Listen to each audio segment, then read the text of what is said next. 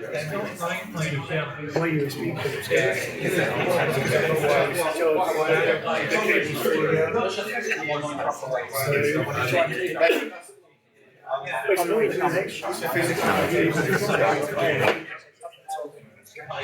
What do I need to worry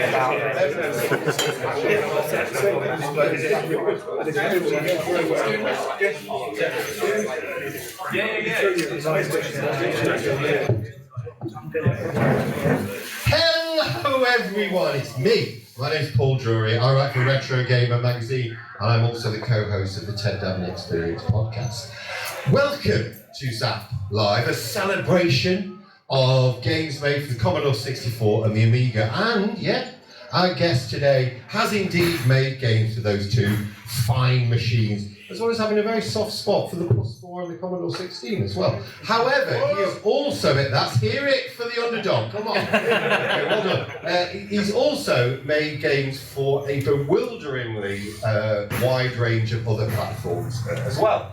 So the way we're going to do it is that I have I've picked 8 games across 8 different platforms to show the range of this man's talent. So we're going to have them on the screen, I'm going to ask a few questions about them, and at the end, of course, it's over to you to ask Mike whatever you would like. So without further ado, can we have a huge welcome for Mr. Mike Dailly?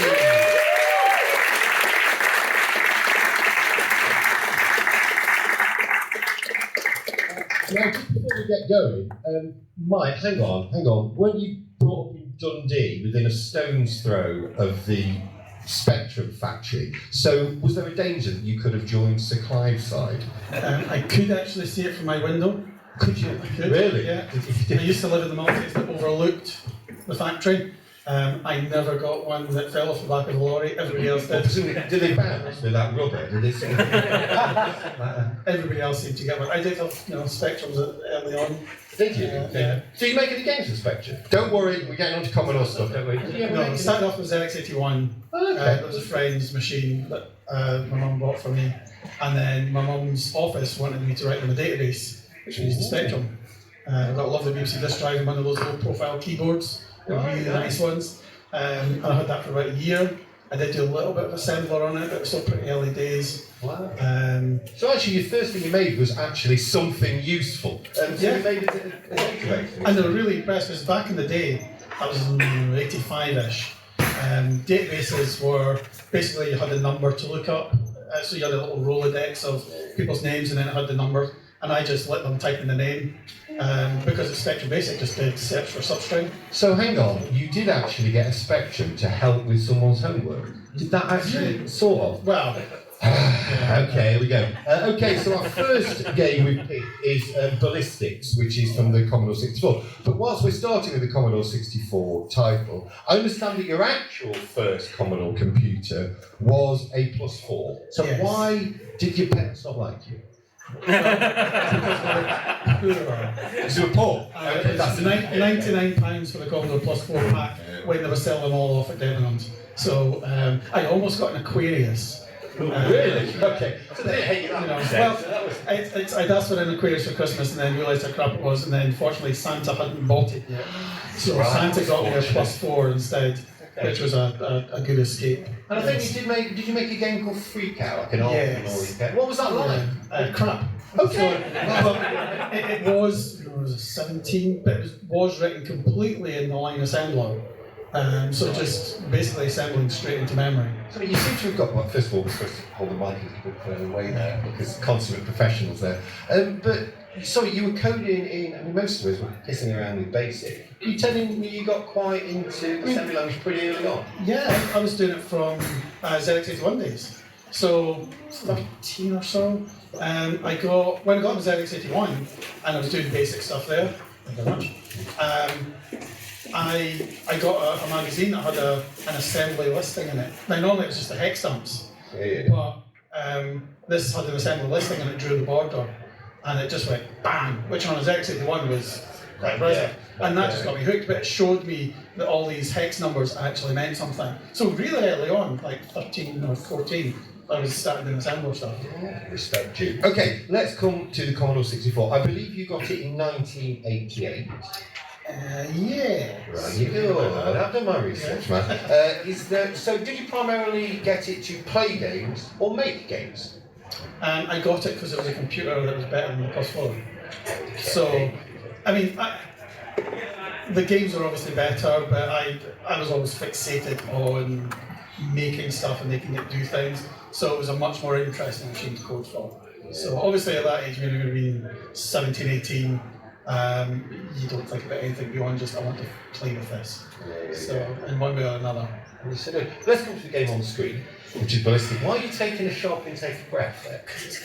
What is it? Okay, I mean, my question around this is that I understand that this was a conversion. This is not your game. Yes. So my first question then is that, so kind of straight off, you're trying to squeeze something big into something small, mine's out of gutter. And I just want I want to ask you, what was that? Was that very frustrating?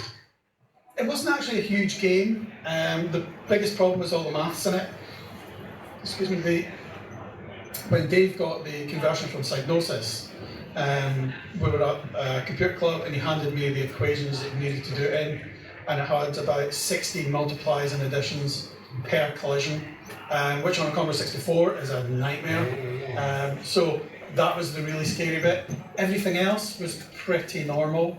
Andrew Beerwick had just done his Morpheus thing, so he had a lovely description of a multiplexer, which I blatantly stole.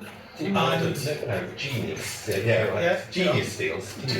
Well, it was written down, I didn't have code, so I had to implement it.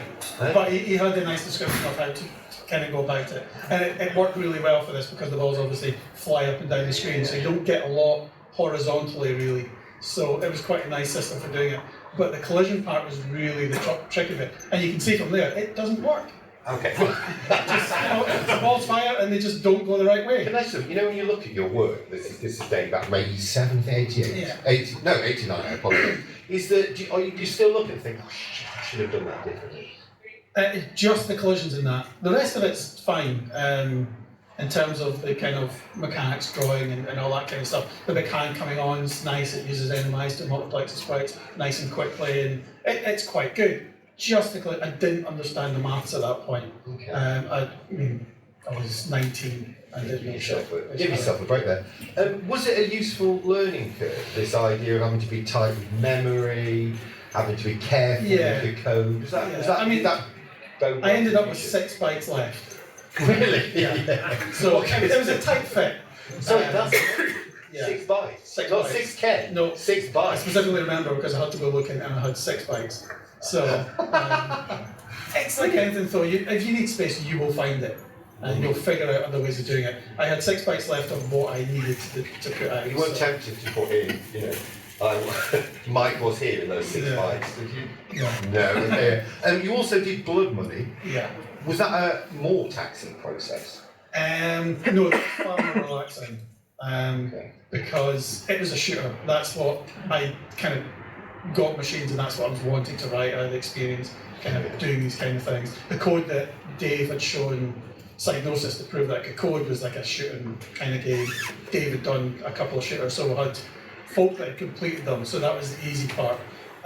It was just the technical part of having to produce this multi-directional scroll with huge sprites and all that kind of stuff that it really needed work. But it wasn't stuff that you were just scratching your head over, it was just, I have to do this, so I just need to do it. Yeah.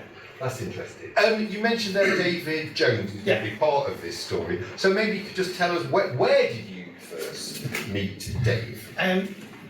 There was a computer club in Dundee called Kingsware Amateur Computer Club, or CAC as it was known, and I met him there with Steve Hammond and Russell Kay. I didn't know any of them, I didn't know anybody there.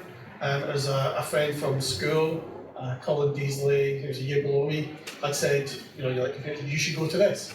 And you had to take your computer and your TV along to this thing. So I lived miles away.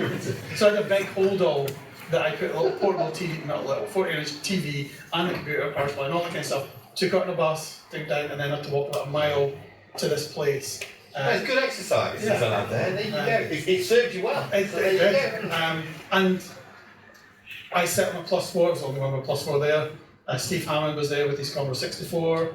Russell and Dave were doing a game called Moonshadow, proper commercial game, so it's like just people doing real games. But that first night, Dave had his Amiga. Right. And that was just, he had Defender of the Crown on, and that was just jaw-dropping. When did he talk about this idea of setting up a development studio, which would of course be DMM? He'd written his first game, Menace, so he was the first one to kind of finish a game and get it published. So he'd written that, and then he'd started Blood Money, and just, it was a casual thing, it was like, if I set up an office, would you like a job? Yes. Did you need to think about it at all? Were you all in straight away, or were you sceptical? Yeah, it's get paid to write games, who doesn't want to do that? So I was just walking down the road in town, it was a casual comment. A casual comment, and look what it led to, because our second game is a game that everyone in this room will instantly recognise. However, Mike, you actually knew these little fellas before they were Lemmings, so please can you tell us the link with the Amiga title Walker? So I'm pretty sure everybody's heard this. Go on, they all want the best ones. Yeah. So back in August 1989, the very first month the office opened, we were having a discussion about a game they want to do called Walker, which was the sprite from Blood Money, the kind of two-legged at it from Blood Money. He just thought it was really cool, do a game on that. And he'd hired this artist, Scott Johnston, who was saved from McDonald's. He'd been at McDonald's for 2 weeks, he saved him, like Charlie's Angels. Took him away from all that. And now he works with us. And he was starting to draw these characters, but he made them quite big, he made them 16 by 16. Now the Walker itself was about 64 pixels high. And so he was huge, he came up past his knees and stuff. Now, have you ever seen Star Wars character? They're tiny by the comparison. Just about the feet. So I said, he's far too big, you have to do him smaller, and no, you can't do any smaller than that. So I set out to prove him wrong, and I drew this little spiky-haired guy that was about 10 pixels tall. I was aiming for an 8, because Commodore 64, everything was 8 by 8, so I was trying to get an 8, but once I had the hair on and stuff, it a couple of pixels higher. So I drew this wee guy just walking, and I'd been animating this gun, just moving. So for some weird reason, I just drew him getting blasted by this gun, and did this little Oids burn down animation. If you've not played it on the ST, Oids has got tiny little figures. And I'd had a shot of an ST over the summer. Brian Watson had linked me to 1168,000, and I'm playing all the games with it. And Oids had this really nice animation. So I'd done that with these Lemmings getting shot by the gun. I put another one on with a 10-ton weight squashing them. And I showed them to say, look, you can make small characters. But that went by the wayside, obviously, and it was just laughing at these wee guys getting killed. That's interesting. And you credited Russell, with saying there is a game in that. But I wanted to give you, did you straight away think, you know what, there is a game? No, not at all. It was just, I'd just done this animation to prove a point. And it was when Russell and Dave were kind of standing behind, and they were just laughing at it, and Russell's like, there's definitely a game in that somewhere. That's it, it's interesting how important humour was. Oh, again, the success of Lemmings, I think there's a fair the whole of DNA stuff has always been kind of a humour element to it. Now, I've interviewed you before for Retro Gamer, and when I asked you about Lemmings, you said that it was a game that had, and I quote, many difficult births. Can you explain what you meant by that statement? Yeah, we were working studios, so we had to do, we do some contract work conversions and original stuff. So every now and again, one of us would try and kickstart Lemmings. Russell did the initial demo very quickly after we'd done the little sprites. It was in August, I think, as well. And he proved the tech of them walking about. But then he got put onto something else, probably ballistics, just keeps helping me port stuff or mess, something like that. And then I had a bit of time, so on the Commodore 64, I got one wheel Lemming walking about, but then I got put onto an Amiga shooter that got transferred to somebody else before being canned. So we were all trying to get it started, and it was just when Dave temporarily shelved his 2 games, which were Walker and Gore, for different reasons, that he decided to give it a try.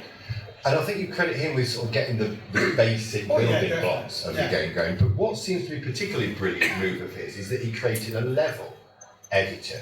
Now, isn't this where you and the other people really got involved? Yeah, it was. So, Dave obviously had the initial concept of Lemmings walking over this terrain, and Russell had worked out the algorithm for doing it, and they were following terrain beautifully. So he did that and then came up with different skills with Gary Timmins to, add stuff and remove stuff. And then he wrote this editor and built it in to the game. Now initially he was working with Deepin just to get a bitmap into the screen, because that's all Lemmings is at the end of the day. Big bitmap, you play through it. So he did this level editor and put it straight into the game. So you just hit escape, do some stuff, hit escape, and you're back in the game. And it was that rapid turnaround that was everything. Because up until then, level editors were always separate. You'd sit on the piece, on the machine, do something, save it out, reload everything, load back in, then we'll go back again. That's an interesting dynamic. So did it become like a challenge in the office for you lads to kind of like, I'm going to make a level. This is we're never going to solve it. By the time we were starting to churn levels out, we were master players. And we were setting out to beat each other to try and get a level that confounded everybody else. And it was impossible. We were so good at it. That within seconds we could just go, you just do that and that's it. Oh, okay. But it was, not everybody was able to do it. Steve Hammond, he never quite got a level in. Dave did a few levels, but every time he came back and went, look, here's one, we go, just do that. And go, oh, hang on, right, go away. And it comes back, like, what about now? No, you can do it that way. Oh, no, go away then. So it took him a while to turn them around. But me, Gary and Scott did the bulk of the kind of levels. And we were always just trying to fox each other with the hardest level. Can I ask, is there pros and cons of that? I mean, I like the pros that it's a dynamic process, but also, wouldn't you make them just too hard for an average player who wouldn't have? Yeah, Psygnosis were one of the first to point that out. Oh, right. And Gary Timmins was the one that created that difficulty curve. It's always, if you've got a load of hard levels, it's really simple to make them easy, because you just add like one skill, 2 skills, and all of a sudden it's really easy again. So he took the levels that we had, he would, because you'll notice some of them are replicated but it's slightly easier, so he would add a skill, all of a sudden it's much easier, so he could use it somewhere else. And he made this beautiful difficulty curve, because he's that kind of person that can just sit and fixate on that, go there, no, that should be here, and that, back and forward. So he spent a long time getting that curve.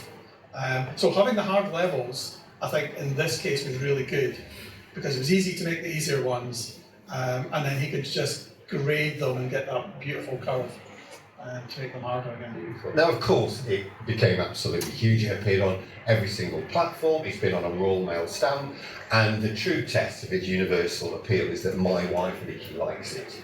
Right? Okay. So I would just like to ask you: is there 2 parts to this question? The first is, at what point did you go, "This is going to be huge"?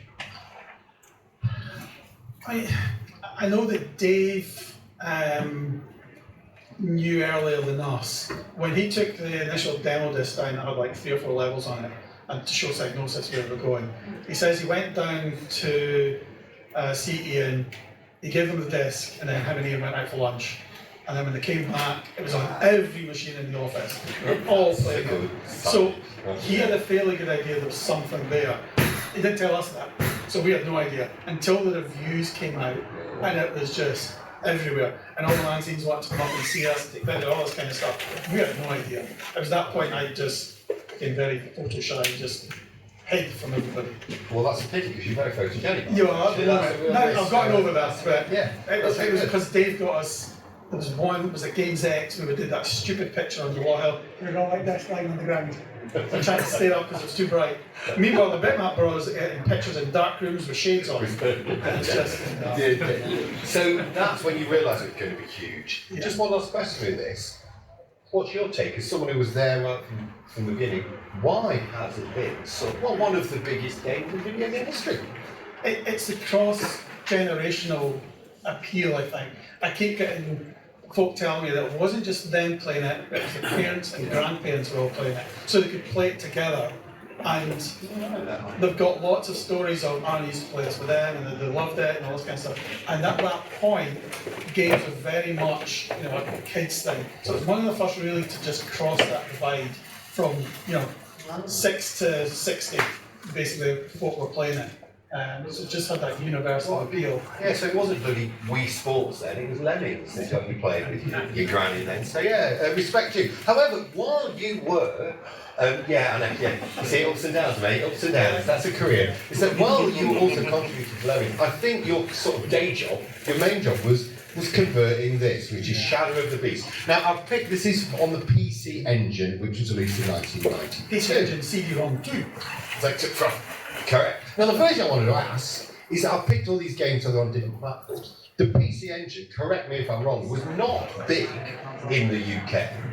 Oh, so why did you end up putting a game, developing a game for this, at least in this country, fairly obscure platform?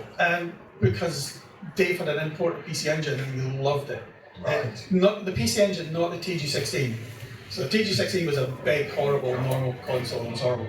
But the PC Engine was a tiny little machine with these tiny little cartridges, and we just thought it was the coolest thing in the world. And it had games like Gunhead and stuff on it that we played that were just amazing. So we were super keen to get into developing consoles because they're like arcade machines. So going from a home computer to consoles, that was kind of your dream. And was it good to do? I'm not saying this particular task. PC Engine, was the machine good to do? PC Engine is an astonishing machine. I loved it to bits. Coming from a Commodore 64, it's 1 megahertz, to a PC Engine that's got more instructions and it's 7 times faster. It was just amazing. I mean, you think now you got your PC, and all of a sudden you can get a machine 7 times quicker. It just doesn't happen. So it was just such a nice machine to code for. Lots of sprites. It's a shame it didn't have the dual play fields. Everything else. I mean, even beat things like the SNES and Mega Drive in terms of how the hardware interacted. On these machines, you can only put stuff up to the video RAM in vertical and horizontal blanks, which wasn't great. Whereas this, you could just access it wherever you wanted. So I could decompress sprites and stuff whenever I wanted in the video RAM. It had decent, audio stuff. It was such a nice machine. Well, let's talk about the game. Let's ruin that high by talking about the game. So, I suppose the first thing I want to ask is that were you happy to handle another conversion? Bearing in mind that you've also, in this mouth hand, is that you're being part of creating an original property. So, how did you feel about handling a conversion? I mean, in general, my job there was to do ports that brought in monthly income that meant the company could do original stuff.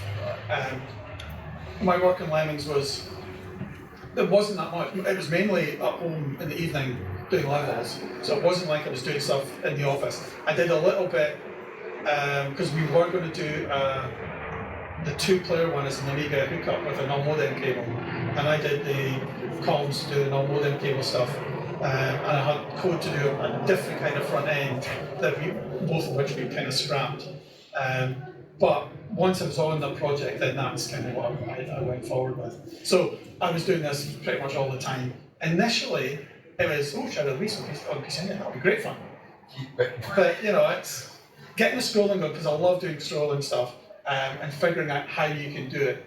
And, it was a challenge. There's 13 different layers of parallax on a machine that can't do dual playfields. So Commodore 64 is similar, because we obviously also did the C64 port at the office, so it's, we kind of knew how to do it. Looking back, I think I probably could have done it better because of the speed of the CPU. I probably could have masked stuff across that middle bit and got it virtually identical to the other ones. What did they actually give you? Did you get source code? Did you get all the assets? They offered the source code. We said no thank you. Because we did get the source code for Ballistics by Reflections as well. Yeah. Oh, so it was actually better to start with that. In fact, we did get the source and then we ignored it because it's terrible. He's Paul Harrith. I mean, he obviously turns out stuff and knows his stuff, but his code was like a demo coder. It was all jammed up against the left-hand side. There was no comments in it. It's basically worthless as a port. And it's a simple game. Scroll about, baddies come on, and you punch up. So it was nothing terribly complicated. So Ballistics, we had to do it because of the maths. So Right. Russell, bless his consort, commented, I spent 3 days formatting the source code on the SD, tabbing in 13,000 lines of code, That's and fun, then mate. printed it all out. Russell went through it and figured out all the maths, and then told me how to do it on both sides. And we didn't want to do that again. No. This was a simple one, you could just crack on and do it. Did you basically play it to death? And can that be slightly soul destroying? No, we got a video from Psygnosis of the game being played through. So we just played the video and watched, basically, and said, I can do that, and you do that. Okay. Now you told me that this took 2 years of my life, and the way you said it implied that it was not a joyous thing. It should So not what? have taken 2 years. Yes, so what? Well, I'm not saying what went wrong. It's just that does seem a long time Yes. for a course. So what happened, Mike?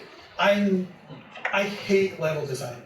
Absolutely hate it. Which is somewhat ironic, I'm from Lemmings. Yeah. But Lemmings was a nice experience because the editor and stuff. This was all scripting stuff for baddie paths and all this kind of stuff. And it just, I dragged my feet on it. I could not get going with it at all.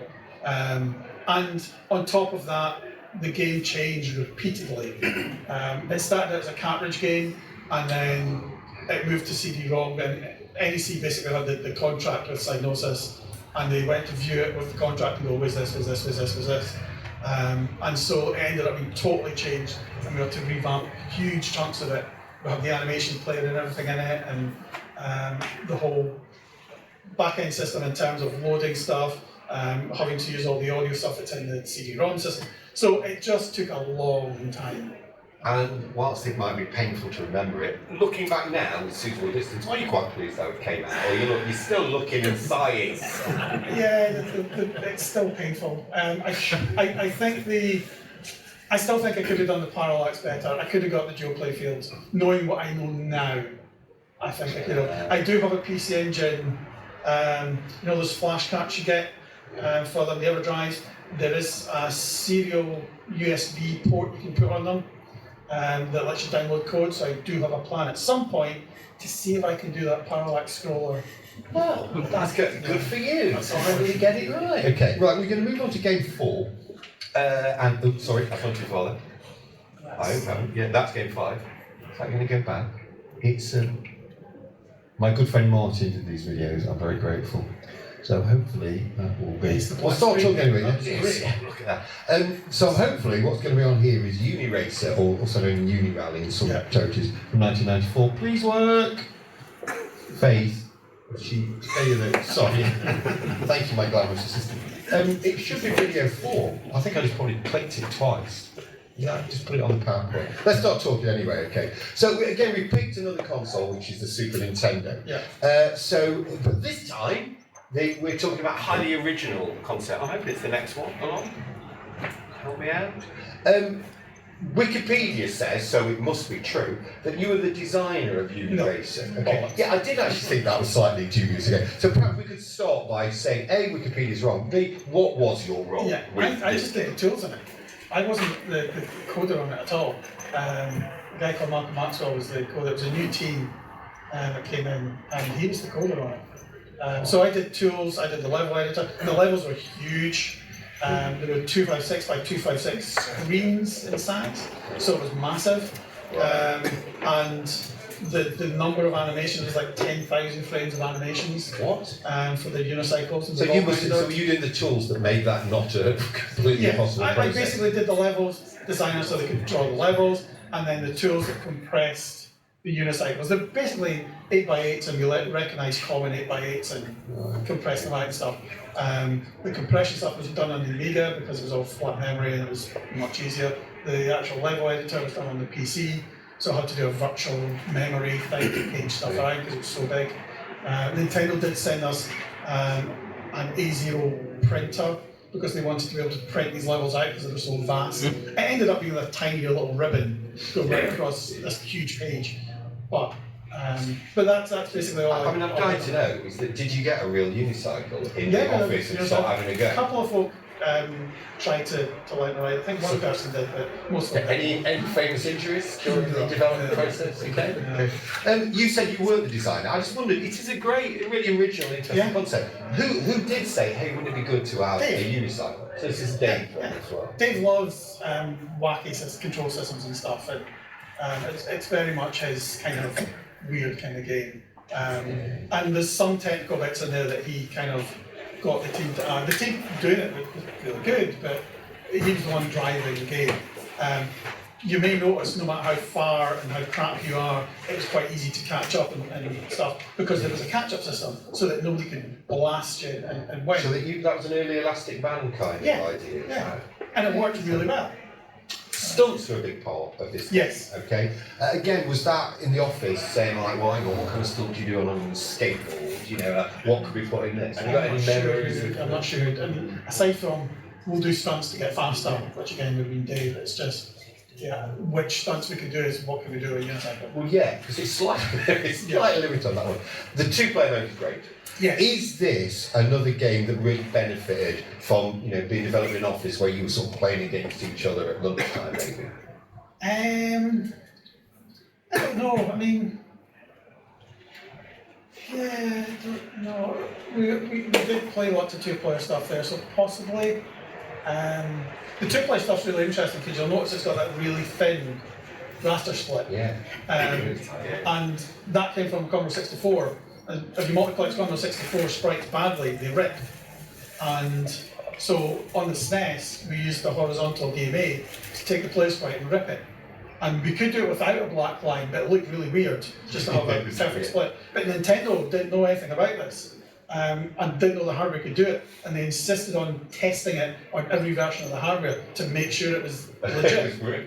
But nobody else had done that. They also have big, thick borders for sprites to disappear in.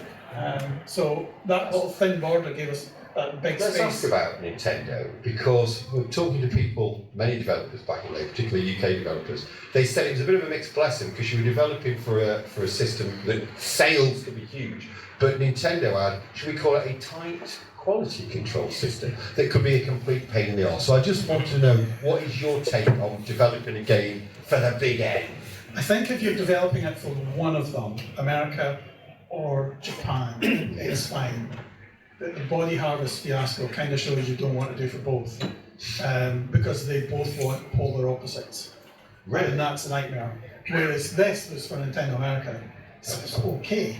And DMA produced pretty decent stuff anyway, so we didn't have too much in the way of, this is how we have to do it. We did have one other game called Kid Kirby that was totally different, because the team just weren't doing it, weren't cutting it, and Nintendo were not happy with it, because they just didn't fix things. Can I just ask a bit more about the difference between Nintendo of Japan and Nintendo of America? I mean, you say they're pulling in different directions. Yeah. Can you, in what sense? I wasn't on the Body Harvest team. It's Steve Hammond that kind of described it as one wanted it kind of more complicated and more in depth, and the other wanted it simpler and time travel-y things. It was just that you couldn't do both basically and have the same game. Okay. So it was just a nightmare from what I understand. Well, if we're talking about big companies putting their oar in, perhaps we could talk about another big company that took an interest in this game, Pixar. So on what basis did Pixar take you to court? Because they happen to have a unicycle animation, and apparently all unicycles that are in the computer belong to them. They probably invented unicycles. They did, yes. They're very clever people. Yeah. So seriously, were you shocked when someone says, your game's got a unicycle in, we own virtual unicycles? Yeah, basically. I mean, how else can you make the character seem like a character without, using the seat as a head? So and they compare, apparently in court, they showed videos of them side by side. Like, look, it's exactly the same. But they'd slow down their animations and stuff to say, look, it's similar and thing. And it's still, it's a new field, so the judge didn't know squat. It's like, yes, it's obviously the same. It's like saying all pens are viruses. And you can't make a pen. It's nuts. So actually, when you heard they were going to take you to court, did you just think it was just stupid, you'll win? No, because it's huge lawyers, isn't it? Okay. Yeah, Does that verdict still grade? Yeah, it's because it's stupid. Quite right, okay. Anyway, let's quickly move on. It does make it a very rare game. Oh, sorry, go on. You put them in the wrong order, mate. It's not Martin Carroll. Okay. Well, anyway, the next one's Grand Theft Auto. Grand Theft Auto. Yes, that Hey, one. that's Yes. good. Okay, so here's another household name that you were involved with right from the start. Yeah. Mike, have you got a golden touch? No. I Okay. just got fiddle. So. Okay, quote on that one, okay? Okay, so look, it's time for you to share your origin story. We, of course, talking about the first Grand Theft Auto before it went all 3D. Just tell us about you mucking around with an. Is isometric the right word? I'm never quite sure. But a kind of bird's eye view of the city. So how would that kind of start this whole process? It started. I finished Uniracer stuff and was let to basically fiddle with ideas and whatnot. And Dave occasionally would say, "I fancy this kind of game. Could you do something with it?" And I would do that. But in between that, I would just get to play with whatever. I'd seen all the old isometric games. I'd never done one, so I wanted to do an isometric engine just to see how to do them, which I did. And I had the little character or block kind of moving through it. And like, well, that's very nice, but isometric's been done to death, so what can you do that's different?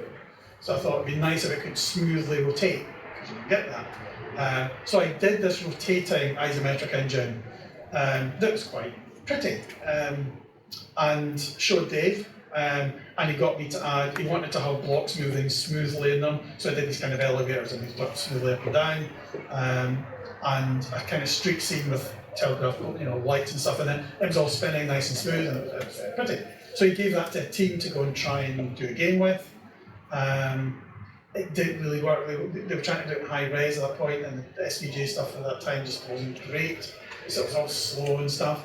While they were doing that, I'd seen a game called Clockwork Knight on the Saturn. Yeah. That's the one. And I love that kind of side-on parallax. It's really pretty to look at. I thought it's a nice platform. It's such a simple idea. Could you do that on a PC? So we kind of call that a doom wall thing, doom wall rendering. If you think of what doom walls are, they don't tilt. They're just verticals. Whereas before it got into Quake and it's normal polys, it was just vertical lines that's scaled. If you do that a lot, you get a nice perspective wall. But it's just scaling individual lines. So I thought we could do that for these side-on blocks as well, because they really just pan about. Could you do it on PC? Do a doom wall top, and then just a sprite on the front, and you've got this block that moves. So I did that, and then wanted to see more of them. And I had this rotating isometric thing, which was basically an array of points that I could spin. So I thought, well, let's view the points side on, so just a bit of perspective to this grid, 3D cube of points. And then I put blocks on this grid and had them moving about, and it wasn't that pretty. So I was showing some of the guys who just started doing Body Harvest, and one of them had said he'd been trying to get a racing game past Dave for ages, but Dave just wasn't interested. So I thought, well, if I put a wall on the background of this thing, so like Clockwork Knight has this wall there, but painted roads on it, then all of a sudden it's not side on, it's top down. So then I put a car on it, and then went and showed Dave, look there, driving game, city, racing game. Not racing game, but interesting. I'm sensing a common thread here. There's not the idea of like, let's sit down, do a design document. A lot of these games seem to have come out with people like you mucking about, trying to get something working, and then going, is there a game that seems fundamentally different to the modern? Yeah, certainly from the early days when you're doing stuff, most games came about because you had this new cool technique. Spectrum used to be, I've got a really cool sprite routine that I've come up with. We should do a game of that. I've got this really smart way of pushing sprites on the screen that I can use for scrolling. Do that. 64 used to be a really nice scrolling system on multiplexer, and you do a game on this. It's the same going forward onto these ones. Undirected R&D has spawned huge amounts of stuff. As we can see. I just want to ask you, I understand that this, what became GTA, actually started off as a kind of you being the police and it's all race and chase. I just wondered how crucial you think the decision was to make you the bad guy, not the police. Were you there? Were you there when that discussion was had? No, I think it was just most of GTA came about because the team wanted to do something. GTA is very much a team-driven design game, and it's one of the only ones to exist because they are a nightmare. and nothing gets done when that happens. The GTA's life took so long to come to fruition that it actually worked. So a lot of the decisions came about because the team did something, and Dave said, "Yeah, that's quite good. Let's keep that." And you know, the stealing of the car. It's just people were driving by going, "Oh, want that car? Oh, okay." So somebody put it in, and it's like, well, yeah, it's much, you can't do that with a cop, can you? It's just well, better. Can in America, okay. It's just better being the baddie. So better being the baddie. Just as a little aside, because we are at a Commodore 64 event, have you ever played a game from 1983 by Interceptor Micros called Siren City, which was written by Ian Gray? Has anybody in the room ever played this game? I thought this was with a one audience. It's only got two. It's just that if you've not played it, that is sort of the spiritual predecessor of. But I was hoping you'd go, yeah, and that was always up. But no, anyway, it's really worth seeing. Oh, The one that is great, but the idea is. the one that keeps coming up is that guy that sued Take-Two for the Amiga game that he did. He came for an interview to DMA. Oh. I can't remember his name. And he brought this demo, and it was talking about the city, and he says, "Oh, we stole the idea." And we'd looked at it, and we moved the guy about it, he could program. And then he took the risk of it. We had no idea with it. But that's usually where they came from. It wasn't, but he got money out of Rockstar, so good enough. Fair enough, okay.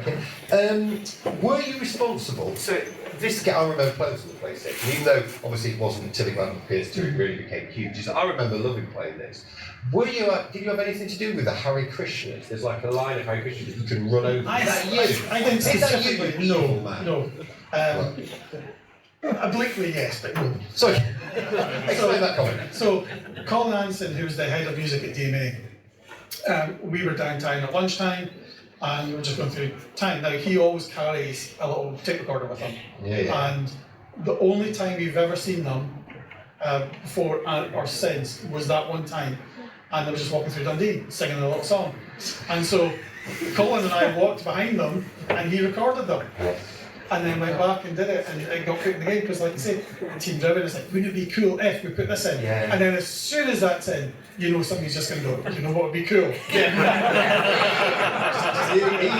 Well, Karma. But actually, Karma didn't work that way, because of course GTA evolved into one of the biggest, if not the biggest, gaming franchises. So I wondered, Mike, do you look at the billions that it's generated and think, or even tell people, I started that, Yeah. I mean, but you did a bit. yeah, it's actually, again, Colin Anderson, we were at Disney in May. He's never been, so I took him over at Disney, and it was my birthday there, and he got me a T-shirt for my birthday. It says, "I created Lemmings and Grand Theft Auto," and all I got was this T-shirt. Yeah. Absolutely.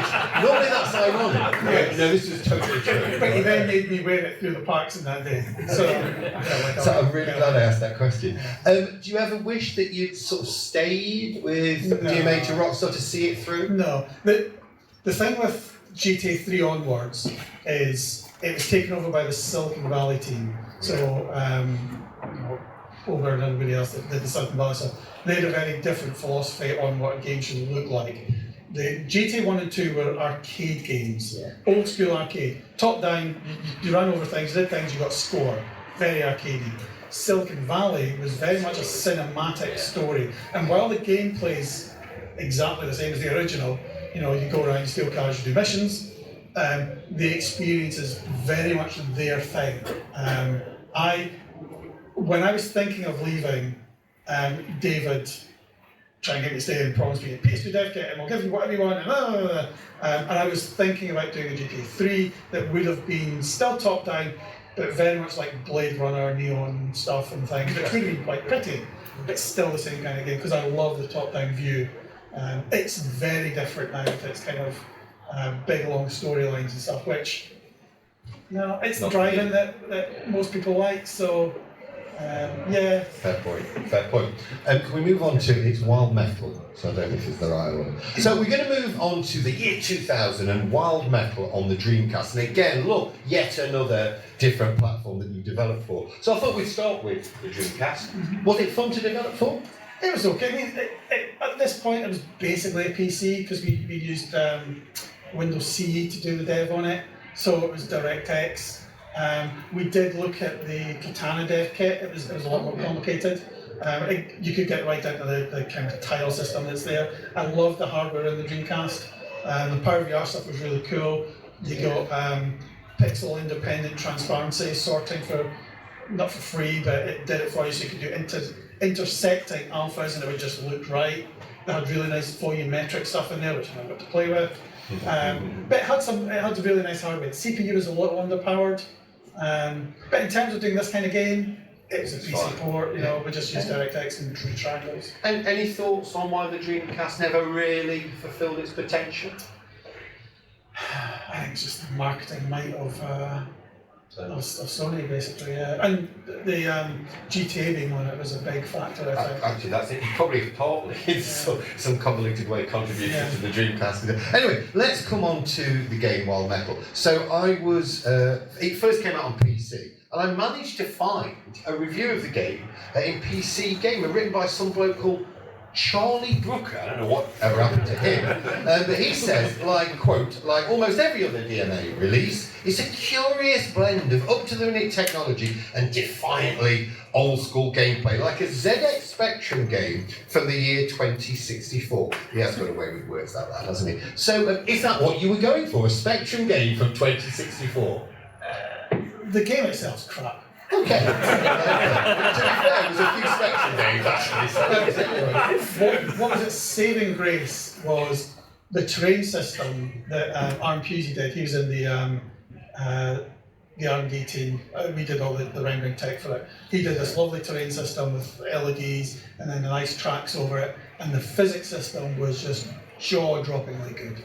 So you have the stuff, the pickups that tumble down the ground. That was just at the spawn of physics, and Chris Hecker, who really started it all, had done the whole load of articles and game programming, Jen's books and magazines, and Bill Henderson, who did the physics. Such a nice, he's still doing physics in his games now because he's brilliant at it. And that was its saving grace. The game is awful.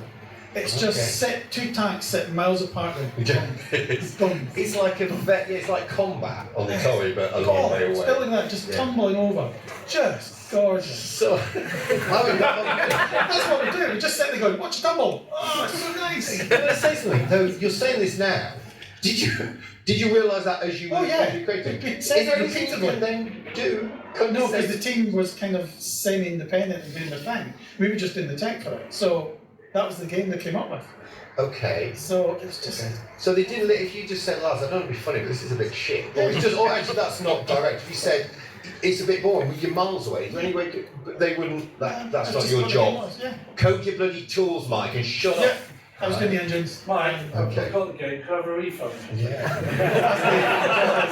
Actually, it was Gremlin that published this one, wasn't it? Okay, this was actually I think I'm right here, your final game for DMA. Why did you decide to leave? I was actually doing this and the GTA 2 engine at the time. Oh, right. And I kind of become part of the woodwork. I was just kind of in the corner, just doing things. And it was okay, but the first 5 or 6 years of GTA, so much stuff happened. I remember every part of it. From 95 onwards, I only remember a little bit because it was just the same. So I needed a change. Okay. And Russell Kay had he had his own company at that time called Sciences, and he just had a big contract with EA to do F1 games. And as if by magic, okay, so come on to the next one, which is, look what we've got. Now, I've picked F1 2002, however, when you joined, I think the first one you worked on was 2000. I think this because it's on the Xbox, which I'll come to in a minute. But first of all, tell us a little about, so Russell Kay is an old mate, as well as a colleague. When you started at Visual Sciences, was it a very different atmosphere and approach to DMA, always making games and tools for games pretty much the same wherever you are? I mean, they were both pretty sizable companies at that point, so it was much the same.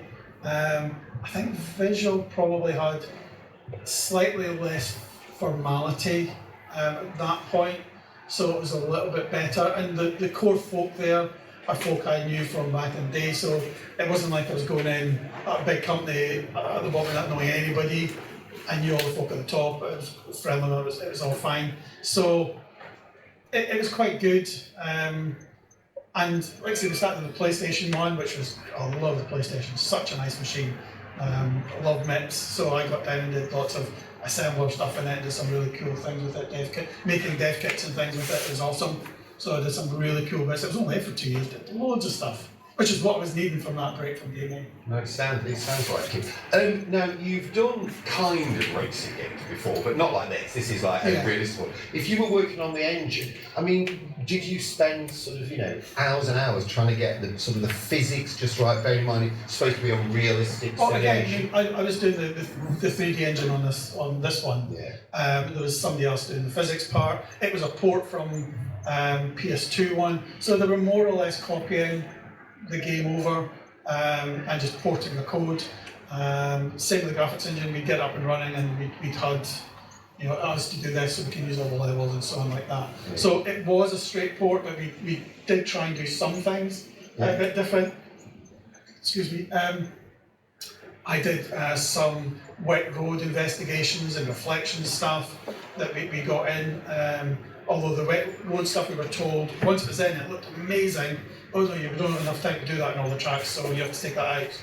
Okay, and then EA went and put it on the PS2 one instead of using the technique I This is interesting because you joined a different company, but you're still making a game for EA. You're a huge giant. Yeah. Again, are you a bit cynical about working for huge companies? Well, tell us more. It's not so much that, it's the EA thing. So, aside from we do all this work and it's in the game, and it looked really cool. I had some really big textures on the ground. I was working with an artist called Jeff Gunning, and he did beautiful road textures, and we did nice water that went around each individual stone, and it looked gorgeous. And then, no, take it out. And then they did it. And that was just really just... that's but they also had stupid amounts of control over visual sciences. And the head count that they had, they would say, you've got too many people, get rid of some. And it's like, that's not what a contractor should do. It should be, we're paying you this amount, do what you want as long as you bring the game out. But it's not what it was. They made visual sciences get rid of people, and I wasn't having that. No, that's sorry. Just before we leave this, you just alluded there that didn't you make a PS dev kit by cannibalising action replay cards? Right, that sounds bonkers. Yeah. Right, tell us about what that was. So part of the R&D thing, I would get weird stuff. And Russell had said, I've heard people can hack these, see what you can do with it. So I got the cartridge, and there was a thing called EZ-Array, which was a CD image that could download off the net that would flash these action replay cartridges. So using that, and because I like assembler, I wrote this ROM in assembler to basically boot up and then try to talk to the PC. Now the official dev kit went through a little .com driver to do all the communications to the SCSI cards and the hardware card and all that kind of stuff. So I wrote my own .com driver and hacked what the comms were for sending stuff and receiving stuff and all this kind of thing, and intercepted that and then sent it to the cartridge. And I got it all working, but I couldn't get single stepping working for some reason. It would do 1 or 2 instructions in it and just run. It took me ages to figure out that the original cartridge, when we had the source or disassembled it, had 4K of NOPs in it. And I have no idea why it's nuts, why are you doing that? But the CPU cache on the PlayStation was 4K. So when you put something down, you've got to wipe the CPU cache, or it's using the old instruction. That's what it was. So I put that in and went back going, look, I've got the single stepping working. And I went, great, I was going to have to buy 15 grand dev kits. Then we'll buy some £10 kits instead. That's just like, can I just set that for you? Did Sony not sort of raise their eyebrows a little? We had some dev kits, but no, I don't think we told them, so... Don't tell them, okay. Right, we are going to, and I'm sticking to time, we're going to move on to the very final, I'm going to say, I'm not the game, very final piece of software from your back catalogue, which is Game Maker. Okay, so as you've probably gathered, audience, that you've spent a long time working on tools. So producing a utility like this, was this just a natural progression of what you've been doing for 2 decades? I mean, it didn't start out like this. It was we got a contract to port the runner part of it.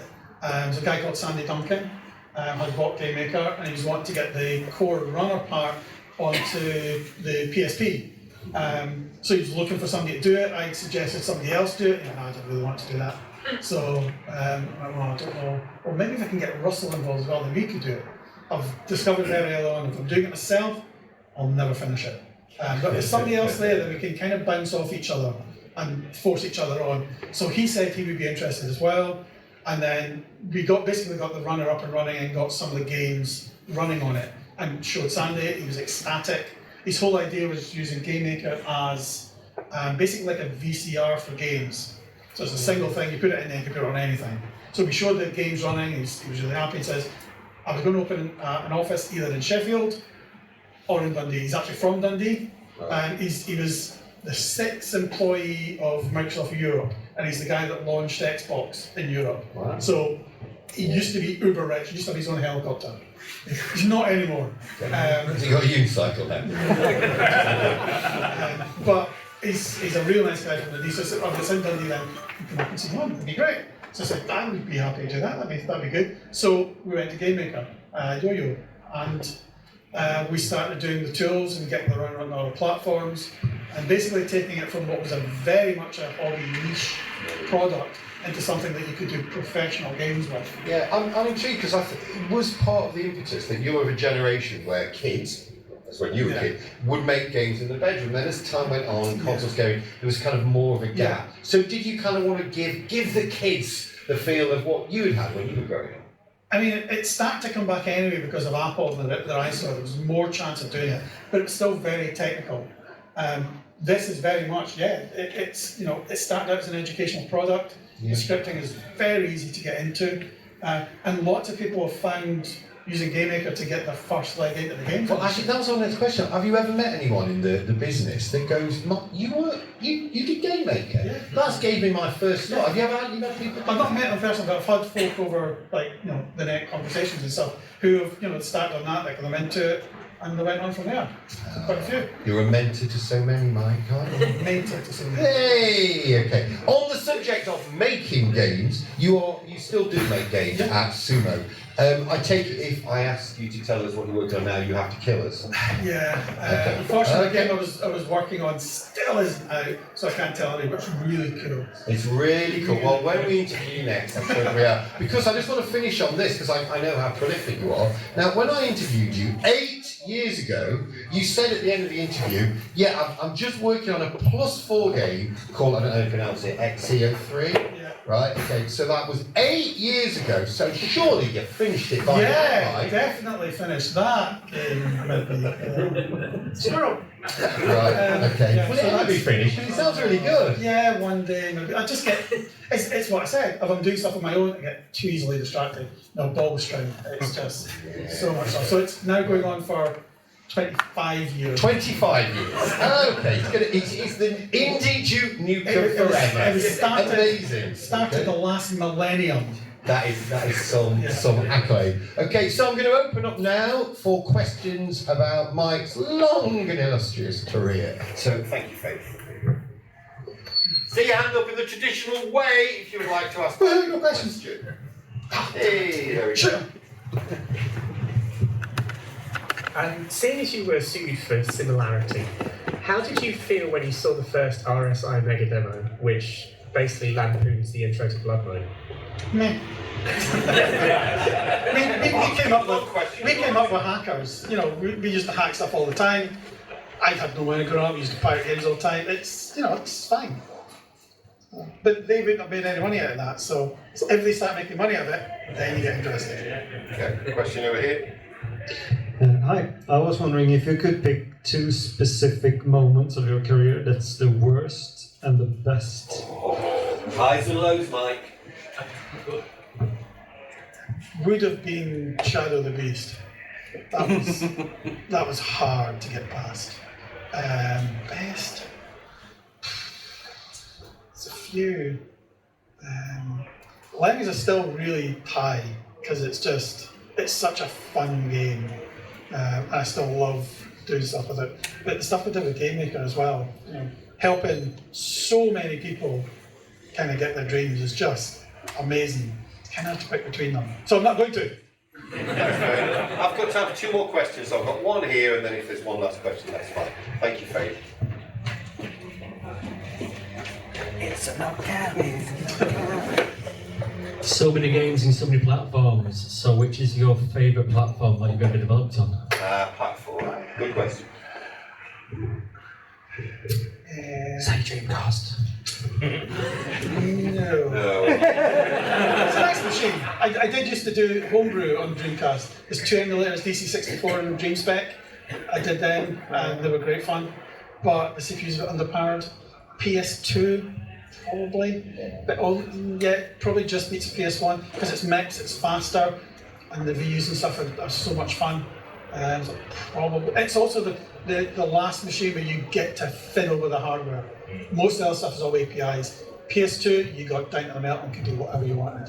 Brilliant. I've got time for one more question. Or yeah, one more here and then we'll stop. So of all the games you've developed, you've obviously seen lots of reviews, magazine reviews. Yeah. Did you ever meet the reviewers? Did you ever give them the benefit of your opinion after they've reviewed your game? No, actually. I've never met one. I was always annoyed the Gary Penn never reviewed the C64 games.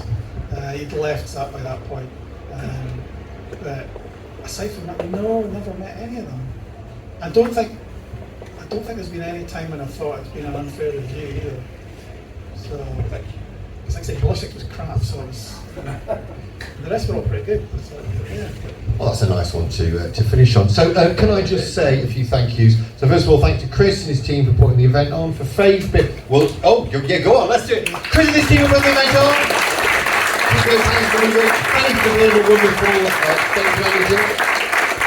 I know he's not here, but my good mate Martin Cowell, who's the launch editor of Retro Game, is normally at my side, so even though he couldn't be here, he's put all those videos together. Cheers, Martin! Thank you very much. Okay, please do stick around for after this at 3:45. We've got some Sid Chip maestros on this stage. I would love it if you came back at 5:15 when I am hosting what's becoming the annual quiz, where you can win fame, fortune, bragging rights, and one of these t-shirts, the only other one of these t-shirts, so we could go out together, courting. But finally, he's going to be over there to do some signing, but can we all please give a huge thank you for not just now, but for all those hours of pleasure, Mike Dailly!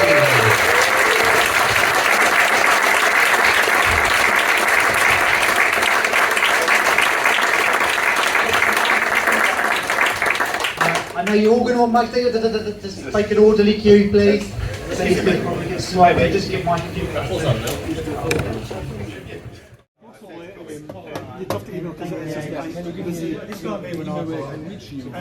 Just Mike at Dailly.org. Okay, fine.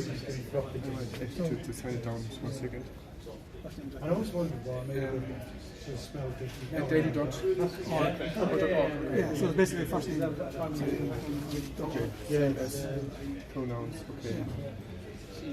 But yeah, And last one is our event, our session for our podcast, our mascot. Can I take a photo with you as a mascot? Push can. Yeah, okay. A big smile from both. Okay, okay, thanks. I will call you. yeah.